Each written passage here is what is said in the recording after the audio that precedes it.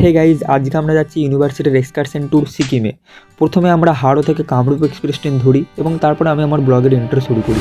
যেখানে ইন্ট্রোতে থাকে প্রথমে আমার বিমলের অ্যাড, তারপরে থাকে মুখের ভঙ্গি, তারপরে 2, 5, 10 কেউ বলে টাটা ব্লগটা তোর শেষ কর। আমি ব্লগ শেষ না করে আমি আমার বন্ধুদেরকে প্রথমে খুঁজি, বন্ধুদেরকে প্রথমে কিছু খুঁজে পাই, তারপরে আমি খুঁজতে খুঁজতে চলে যাই আরেকটি কম্পার্টমেন্টে যেখানে থেকে একটা বিখ্যাত গানের আসর বসেছে।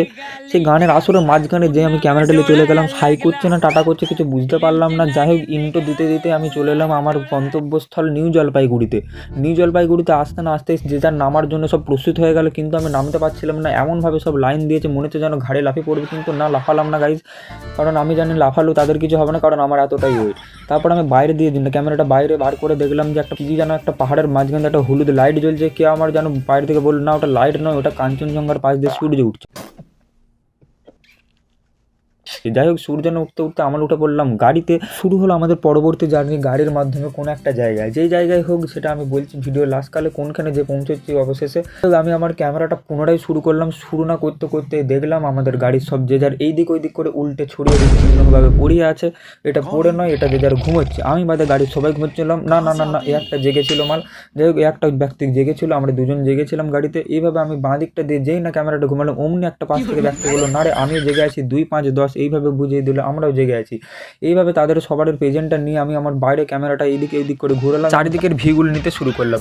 প্রথমে আমি দেখতে পাই পাহাড়ের মাঝখানে সাজানো খুব সুন্দর একটার পর একটা বাড়ি দারুণভাবে সাজানো ছিল। তারপরেই দেখতে পাই আমাদের কাঞ্চনদাকে দেখতে পেয়ে ক্যামেরাটা আমি বার করে এই দিক ওই দিক করে চেষ্টা করছিলাম জুম করে ঝাঁক করে তার ভিউটা নিতে। ভিউতে দূরের করতে কিছুতেই আমি ধরে রাখতে পারছিলাম না আমার ক্যামেরাটাকেই সোজাভাবে, কারণ আমাদের যার মাধ্যমে যাচ্ছিলাম সেটা কোনো ছিল না গাড়ি, সেটা ছিল একটি বড় রথ। তাও আমি চেষ্টা করছিলাম ঝাঁক করে কাঞ্চনজঙ্ঘাকে একটু করা জুম, কিন্তু কিছুতেই করতে পারছিলাম না আমি জুম, কারণ যখনই করছি জুম অমনি চলে আসছে গাছের কোনো না কোনো একটা দুম।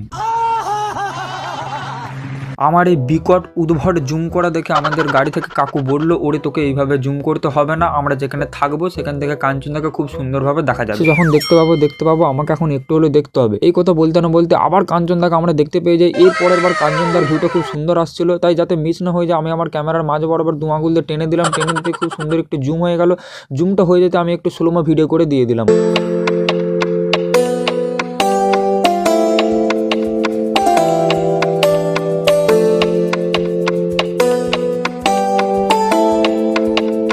কাঞ্চনদার ভিউ ঠিক মতন শেষভাবে না নিতে পারলো, আমরা আমাদের চলে আসে যাত্রার একদম ঠিক শেষ পর্যায়ে, ড্যান্সিং পর্যায়ে। এই পর্যায়টা এমনই এক ধরনের পর্যায় ছিল যেখানে নাচ কেউ না জানলেও তাকে নাচিয়ে নিয়ে যেতে হচ্ছিল, কারণ রাস্তাটাই ছিল এত সুন্দরভাবে তৈরি করে যেখানে না চাইলেও নাচতে হচ্ছিল। নাচার তো দূরের কথা, এরপর বাঁকগুলো ছিল এমনই বড় বড়, এমনই সুন্দর সুন্দর, এমন বাঁক পাই পাই করে যেন এই দিক ওই দিক মাথা বন বন করে ঘুরছে, পৃথিবীর থেকেও জোরালো আমাদেরকে ঘুরতে হচ্ছিল।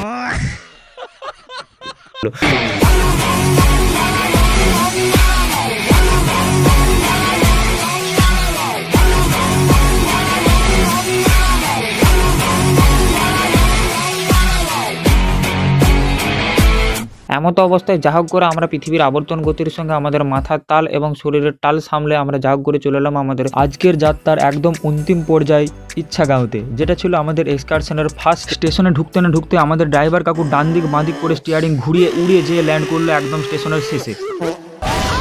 গাড়ি থামতে ডান দিকে দেখতে পাই একটা বিখ্যাত ভয়ঙ্কর কুত্তা।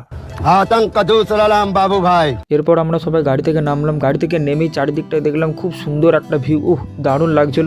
তারপরে আমি দেখতে পেয়ে যে আবার সেই কাঞ্চনদাকে দেখতে পেয়েই সঙ্গে সঙ্গে করে দিলাম আবার জুম। খুব সুন্দর লাগছিল এবার এখান থেকে কাঞ্চনদাকে দেখতে। এছাড়াও এখানে যে পারিপার্শ্বিক ভিউটা ছিল খুব সুন্দর ভিউ ছিল, দারুণ ছিল জায়গাটা। এরপর আমরা সবাই যে যার গাড়ি থেকে নামলাম। নামার পর আমাদের জিনিসপত্রগুলো গাড়ি থেকে নামিয়ে নিলাম। নামিয়ে নিতে নিতে আজকে হয়ে গেল সন্ধ্যের সময়, যখন সূর্য পাহাড়ের গা দিয়ে নেমে যাচ্ছিল, খুব সুন্দর লাগছিল দৃশ্যটা।